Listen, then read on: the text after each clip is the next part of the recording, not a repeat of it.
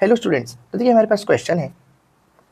In the circuit 3 ideal cells of EMF V, V and 2V are connected to a resistor of resistance R, a capacitor of capacitance C and another resistor of resistance 2R as shown in figure.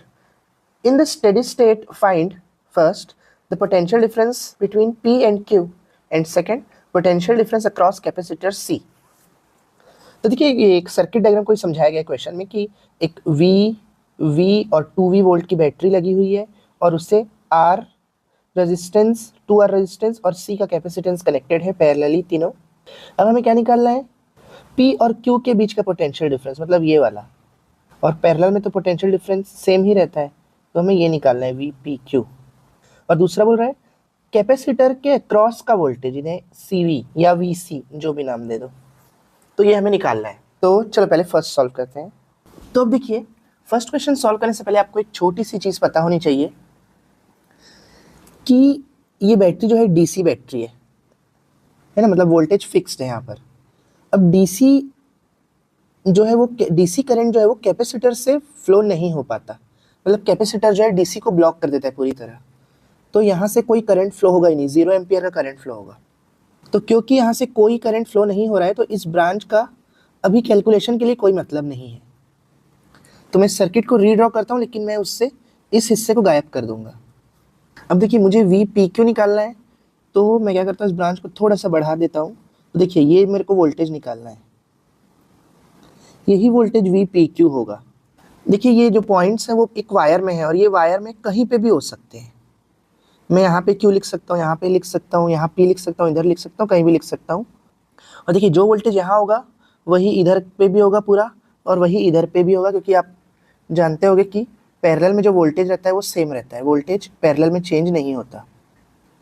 तो यहाँ पे भी V voltage रहेगा, यहाँ पे भी V voltage, parallel में voltage नहीं बदलता है। तो इसी प्रॉपर्टी की मुझे हेल्प लेना है। अब देखिए यहाँ पे ये एक सेल, ये सेल है और ये रेजिस्टेंस, यहाँ पे ये सेल और ये रेजिस्टेंस। तो हमने सेल के पैरेलल कनेक्शन का फॉर्मूला पढ़ा हुआ है, मैं यहाँ पे ड्रॉ करता हूँ, उस फॉर्मूले को बताता हूँ आपको। तो देखिए दो सेल्स जब पैरेलल कनेक्टेड हो और हमें उनका इक्विवेलेंट पोटेंशियल निकालना हो, दोनों का मिला के, या इक्विवेलेंट EMF निकालना हो, तो इसका एक बड़ा सा प्रूफ है। तो मैं प्रूफ तो अभी यहाँ नहीं करूँगा, पर मैं उसका फॉर्मूला लिख देता हूँ, जो कि होता है epsilon equivalent upon R equivalent is equal to epsilon 1 upon R1, जहाँ पे R1 और R2 उसके इंटरनल रेजिस्टेंसेज रहते हैं बैटरी के। और R इक्विवेलेंट तो आप जानते ही होंगे कि पैरेलल कनेक्शन में जो रेजिस्टेंस रहते हैं वो इन्वर्सली ऐड होते हैं, तो 1/R1 और 1/R2। तो इस तरह से हम एप्सिलॉन इक्विवेलेंट निकाल सकते हैं इस फॉर्मूले की मदद से। तो इसको मैं यहाँ पे कैसे यूज़ करूँगा? देखिए जो यहाँ एप्सिलॉन 1 है यहाँ पर वो V है, एप्सिलॉन 2 की जगह यहाँ पर 2 वोल्ट है, R1 की जगह यहाँ कैपिटल R है और R2 की जगह 2R है, और एप्सिलॉन इक्विवेलेंट की जगह VPQ है। तो सेम इस फॉर्मूले में वैल्यू रखूँगा और मेरा आंसर निकल जाएगा। बस एक और छोटी सी चीज़ आपको ध्यान रखनी है कि देखिए यहाँ पे जो बैटरी का कनेक्शन है वो देखिए प्लस और माइनस है, यहाँ नीचे भी प्लस और माइनस, और इधर माइनस और प्लस, माइनस और प्लस, तो थोड़ा सा अपोजिट हो रहा है डायरेक्शन। इसीलिए बस जो V और 2V वैल्यू को अपन रखेंगे इस फॉर्मूले में, यहाँ एप्सिलॉन 1 और एप्सिलॉन 2 की जगह उसका साइन बदल के रखना पड़ेगा माइनस में, क्योंकि अपोजिट साइन है। हम जो प्रूफ करते हैं वहाँ पे पहले प्लस और बाद में माइनस रहता है, और जो इस क्वेश्चन में है वहाँ पहले माइनस है बाद में प्लस है, तो बस वैल्यू को साइन बदल के रखेंगे। तो चलिए मैं वैल्यूज रखता हूँ। तो देखिए VPQ upon R equivalent is equal to minus V by capital R यानी R1 की जगह, और plus minus 2V bye R2 यानी कि 2R यहाँ पर इस सर्किट के हिसाब से। अब एक चीज़ और करते हैं, इक्विवेलेंट रेजिस्टेंस निकाल के रख लेते हैं। तो 1/R इक्विवेलेंट, इसकी वैल्यू क्या आ जाएगी? 1/R1 यानी 1/R प्लस 1/R2 यानी 2R। देखिए R और 2R का एलसीएम निकल जाएगा 2R। अब यहाँ R है, 2 मिसिंग है, तो ऊपर 2 से मल्टीप्लाई करना पड़ेगा, और यहाँ 2R पूरा सेम टू सेम है, डिनोमिनेटर करके केवल ऊपर 1 ही आ जाएगा। तो यह आ जाएगा 3/2R। तो R इक्विवेलेंट निकालने के लिए रेसिप्रोकल कर देंगे, तो आर इक्विवेलेंट क्या निकल जाएगा, देखिए 2r/3। तो अब देखिए वी पी क्यू निकालना है, तो ये आर इक्विवेलेंट भी अपने पास आ चुका है, तो सब वैल्यूज आ चुकी है। अब फाइनली वी पी क्यू निकाल लेते हैं। V P Q upon R equivalent यानी 2r/3, तो ये बाय 3 ऊपर चले जाएगा, is equal to -v/r plus -2v/2r। देखिए यहाँ से 3v/pq upon 2r is equal to, दोनों का अगर एलसीएम निकालूँ r और 2r का, तो 2r आ जाएगा।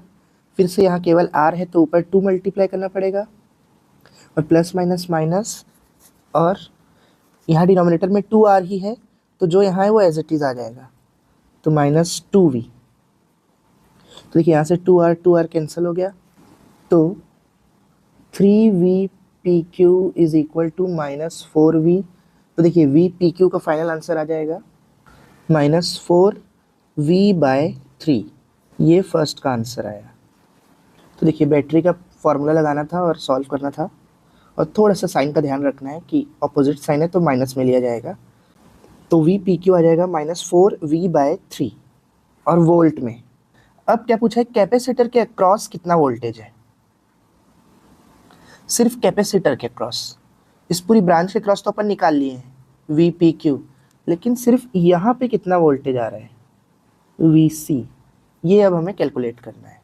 तो चलिए, तो जिस ब्रांच में कैलकुलेट करना है सिर्फ उस ब्रांच को मैं लेता हूँ पहले। तो अब देखिए टोटल वोल्टेज अपन ने अभी निकाल लिया है, v/pq जो हमने निकाला है वही टोटल वोल्टेज है।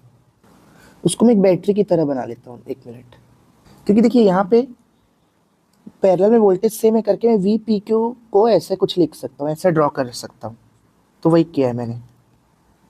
तो चलिए अब सिंपल सा यहाँ पे एक लूप लॉ लगा देते हैं, क्योंकि इस पूरे लूप में टोटल वोल्टेज जो है वो हमेशा 0 रहता है किरचॉफ्स वोल्टेज लॉ से, तो वही यहाँ पे अप्लाई कर देता हूँ मैं।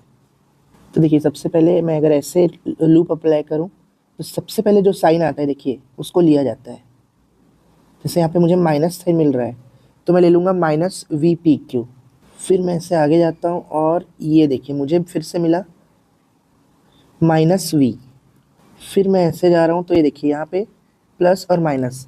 अब मैंने ये प्लस और माइनस कैसे डिसाइड किया, क्योंकि करंट का डायरेक्शन देखिए पॉजिटिव से निकल के नेगेटिव की तरफ रहता है, तो इसीलिए उसके हिसाब से करंट पहले यहाँ आएगा तो प्लस पहले आएगा और माइनस बाद में।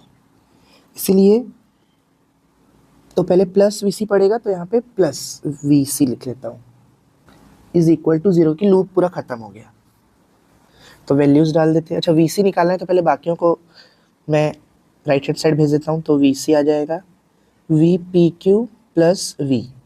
तो चलिए अब वैल्यूज़ रख देते हैं। VC इक्वल टू v/pq यानी कि -4v/3 और प्लस v। तो VC देखिए आ जाएगा कुछ नहीं, तो यहाँ पे 1 है तो LCM आ जाएगा 3। तो पहले तो 3 LCM के बराबर है करके सेम रहेगा 4v प्लस 1 3 3, तो ऊपर 3 का मल्टीप्लाई करना पड़ेगा तो प्लस 3v आ जाएगा।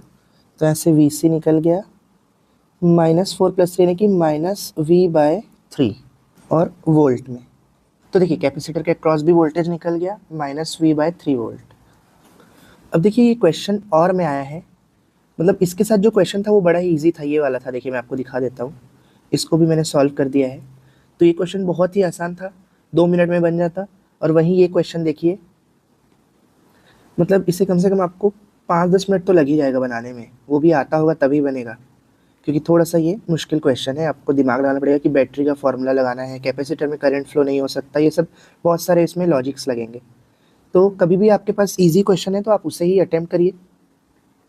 और इस क्वेश्चन के भी मैंने दोनों ही पार्ट को सॉल्व कर लिया है। तो अगर आपको वीडियो अच्छा लगा हो और समझ में आया हो तो वीडियो को लाइक और चैनल को सब्सक्राइब ज़रूर करें। Thank you.